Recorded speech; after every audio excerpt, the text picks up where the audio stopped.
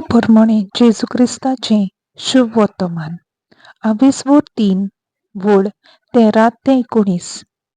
एक दीस दोंगरात चडून जेजून आपणाक जाय तांकांच आपणाशी आपयले आनी ते ताचेशी गेले आनी आपणा बराबर आसचे पासत आनी प्रवचन करूंक तांकां धाडचे खातीर ताणें 12 जाणां नेमले आनी देंवचार काडूंकूय ताणें तांकां पदवी दिली.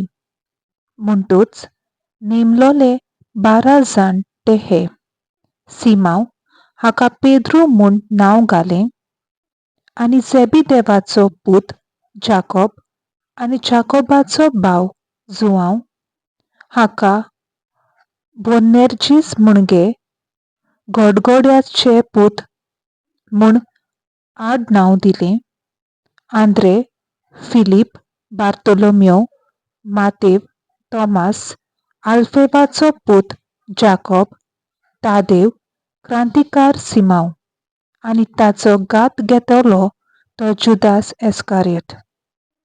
देवाचें उतर हें: देवाचो व्हड उपकार.